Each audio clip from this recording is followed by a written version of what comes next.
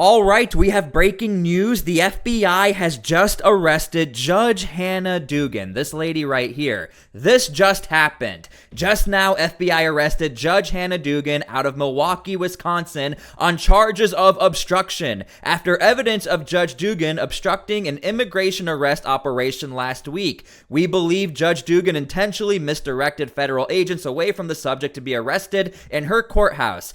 Eduardo Flores Ruiz allowing the subject, an illegal alien, to evade arrest. Thankfully, our agents chased down the perp on foot, and he's been in custody since. But the judge's obstruction created increased danger to the public. We'll have more to share soon. Now, I was originally making a video of the FBI arresting another judge, so stick around because it looks like the FBI is done with these immigration judges or any judges trying to tampering with evidence. Enjoy the rest of this video because the FBI is not messing around. U.S. Immigration and Customs Enforcement have arrested a former New Mexico judge and his wife. They're expected to appear in court later today. This after federal law enforcement learned their tenant, an alleged Tren de Aragua gang member. All right, you would think this is one of the biggest news stories in America today. The man in the middle, a former judge, has been arrested and his wife for literally housing or harboring a Tren de Aragua member, a terror member, in his backyard, in his casita, which is a smaller home secondary to your main home, but again, in his backyard. But major outlets are hardly talking about this or even acknowledging it. I think we can guess why, but let's dig into this. This after federal law enforcement learned their tenant, an alleged Tren de Aragua gang member, was arrested at his home. Now we're also learning other Venezuelan nationals were arrested and are in HSI custody. An ICE spokeswoman says the former judge, Joel Kano, and his wife, Nancy Kano, were taken into custody Thursday as part of an ongoing HSI-led criminal investigation. This was at a home on North Raymond Street in Las Cruces. As KTSM reported, former Doña County Magistrate Judge Joel Kano rented out a small home behind their house to Christian Ortega Lopez. They met when his wife hired Ortega Lopez to install glass.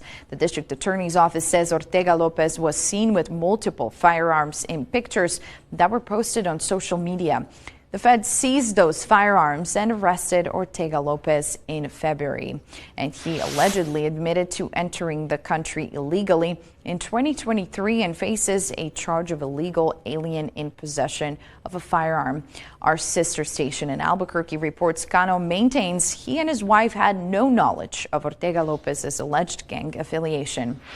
And this is a look at the house where agents made the arrests. You can see Asian vehicles parked all around the neighborhood. Both the former judge and his wife are being charged with tampering with evidence. Now, just so you guys are aware, he is a Democrat judge. For some reason, I don't know why they would do this, they are leaving that part out in the video. Now, there are a lot of home videos that are being released as far as their relationship with this Tren de Aragua member. Check out this clip. Agarré, patrona. Oh. Agarré duro. Oh, sí, está pesado. Está pesado. Yo no sabía que estaba. What, is it? Yeah, it's heavy. Put it on. Initially, we came back here to arrest his wife, and as we started obviously conducting our interviews and started looking at evidence, we subsequently arrested Mr. Kano as well. The couple is being interviewed and could face more charges depending on that outcome. And officials have not provided further details on the Venezuelan nationals who were also arrested. We're following the story closely and will bring you the latest as we learn more. That's right, you heard that correctly. Even Homeland Security showed up to the residence to only arrest the wife. They got there and were like, okay, hold on. We're also going to arrest the former judge, the husband that you see on the screen, because this is way too sketchy. However, we do have a sponsor because of you guys. Thank you so much. All right, this video is sponsored by GDR Labs because of you guys. And if you suffer from daily pain, please listen closely. Folks, the tides are turning. It is no secret that Big Pharma isn't interested in your relief. They want you hooked on pain pills forever, profiting billions in the process. Their motives have been unmasked, and a natural pain solution has taken hold throughout the United States. That solution is named Kano, which may be your ticket to a life without pain. Chances are you have already heard someone talking about Kano, as it has changed the lives of hundreds of thousands of Americans. Over 2 million bottles were shipped last year alone, so this is the real deal. So why is it so popular? The drug-free innovation has been studied for 14 years, and it gives you pain pill level relief without side effects, grogginess, or risk of addiction. No synthetic pills, no injections, and no expensive doctor visits. In fact, it is 1/10 the cost of traditional pain management. Scientists are calling Kano nature's morphine, and it's the only substance ever proven to activate your body's natural pain molecules, the very same ones upon which pain meds are designed. This means you could be 7 short days away from a life without pain. Here's the deal. Until midnight, you can try it risk-free for 90 days for just $1 daily. No subscriptions, no gimmicks, just honest and powerful relief. Remember, authentic Kano is only produced by one company in the world, GDR Labs, and every bottle is a small batch manufactured in Atlanta, Georgia. And thousands have vocalized their success with Kano. You could be next. But hurry, due to demand, this special pricing expires at midnight tonight. Try Kano for less than $1 per day. Go to www.trykono.com/T-SPLY, all capital letters. You can see it right on the video at the bottom of the screen, or click the link below this video. I'll have it in my description right for you guys at the top.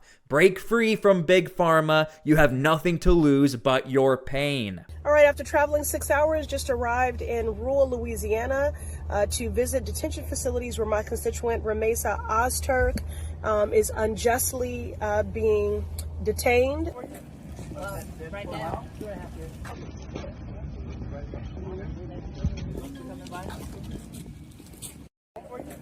Now look, here's the thing. The narratives form themselves. I mean, it's not surprising that Democrats get accused of caring more about illegal citizens when you just had a Democrat judge and his wife get arrested for potentially harboring a terror member, illegal immigrant, and now you have U.S. members of Congress, Democrats, going to detention facilities in Louisiana not to see American citizens, illegal immigrants.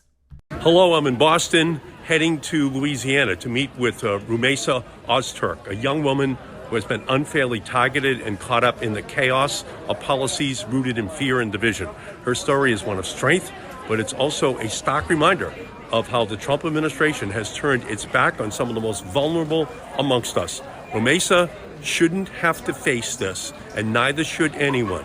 They have no evidence. They've made no charges. Look, this is the primary issue everyone has with these Democrats. And it's not all of the Democrats, but it's a lot of them, where they will go to detention facilities to stand up for the rights of illegal immigrants. And by the way, they do have rights, but it looks like more so than actual American citizens. Where is the representation for American citizens who have probably been unjustly charged? We're not seeing it. And here's what Tom Homan has to say about people complaining, about all of this.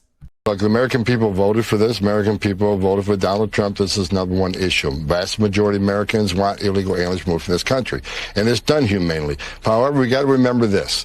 There are millions of people standing in line, taking their tests, doing their background investigation, paying their fees to be part of the greatest nation on earth.